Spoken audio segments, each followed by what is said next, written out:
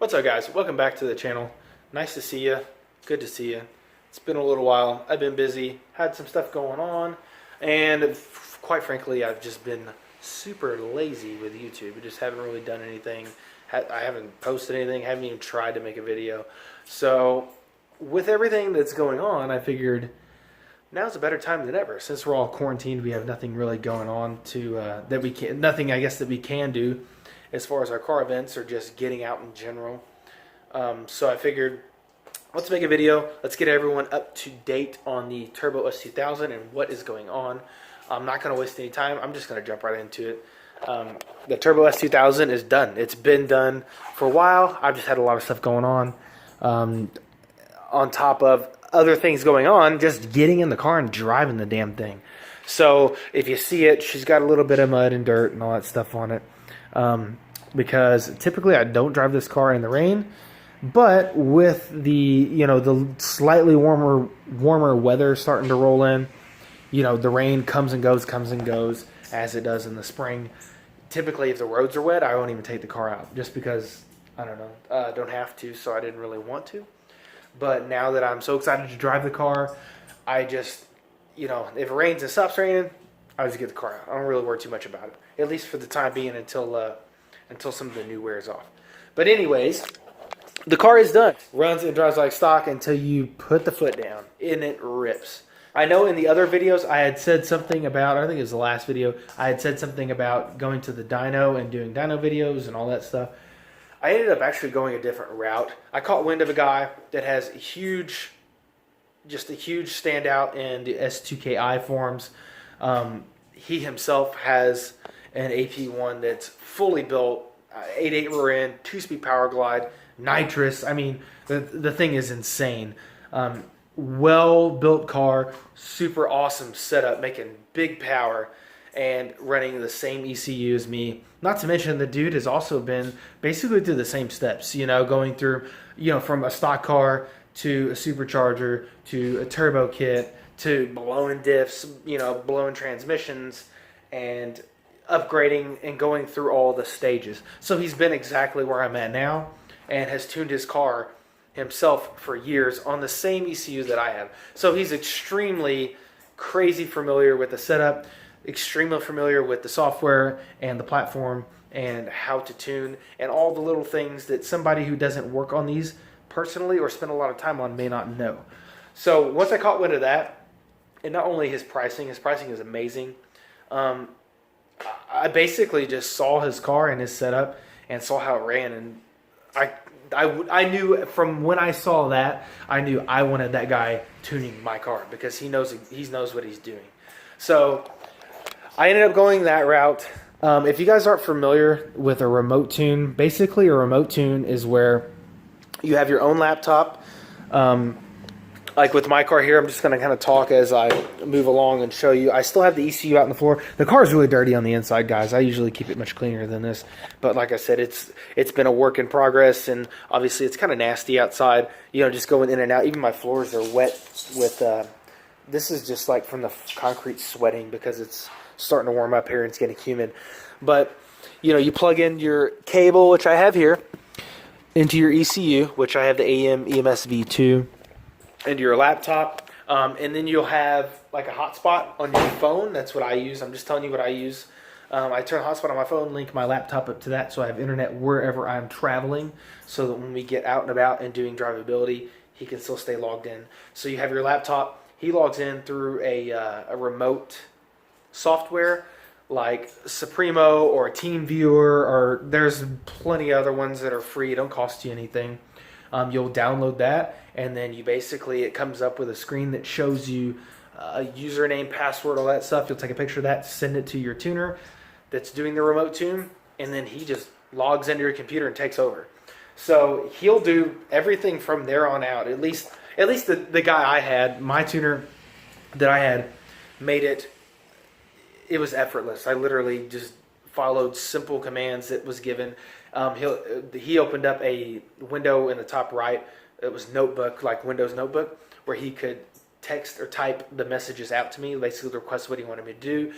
You know, suggesting like, okay, start the car, or like when we set up the wizards, you know, okay, don't touch the throttle. He set the closed throttle position, you know, wide open throttle, set that position, and they're setting up all the wizards, you know, just giving you directions through that, and then start the car, turn the car off, etc., and through the whole thing.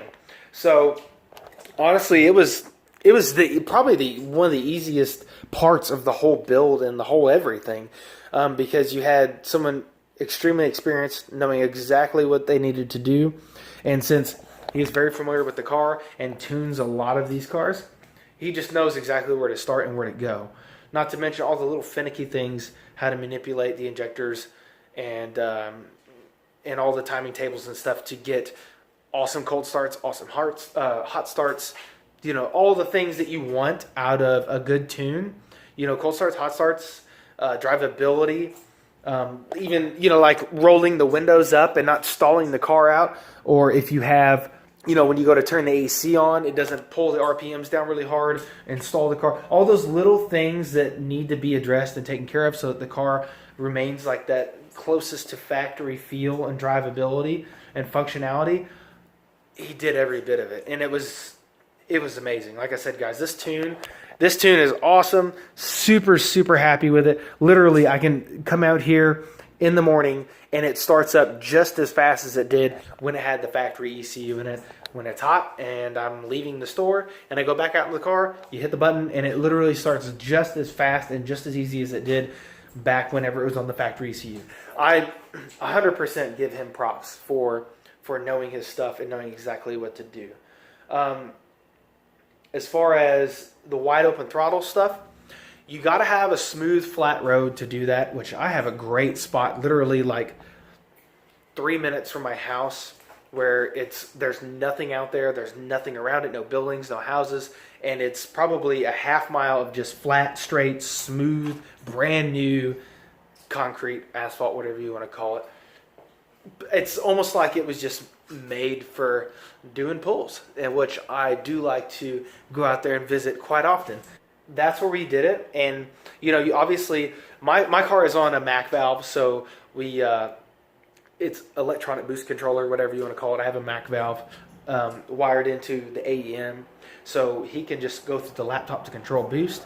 And we basically just did the first pulls, you know, low. It's like going from 3,000 RPM to like 5,500 with super low boosts, you know, 5-6 pounds, and then just working our way up, building the fuel tables from there.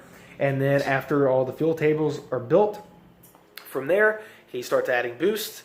Every pull we go a little bit more, and then once you get there, it's okay, we've about got the boost where we want it, and then he starts playing with the timing tables until you're done. And I'm gonna say the whole thing probably took us from beginning to end probably 2.5 to 3 hours. I'm talking that's starting up, drivability, whatever. And since I had the Mac valve, we went ahead and set up boost by gear. So obviously the S2000 drivetrain is overloaded for sure, especially now with the added power.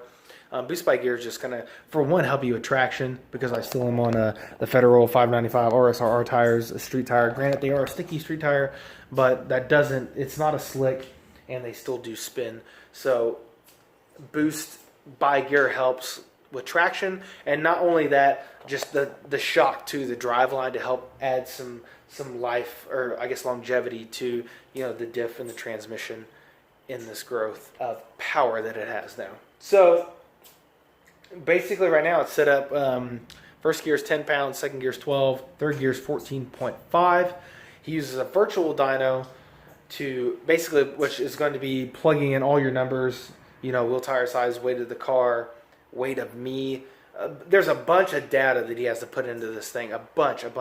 And he's also done dyno tunes on a dyno and compared the two, and he said they're very, very comparable. At the end of the day, the dyno is just a tuning tool, so they're going to be a little off.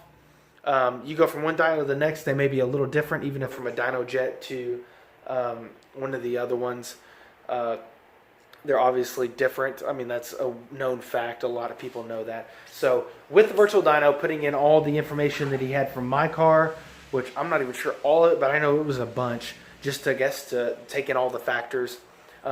We ended up settling at 460 wheel horsepower, which is awesome. Again, remember, I'm on 93 pump gas, and this is a super conservative, safe tune where I don't have to worry about anything.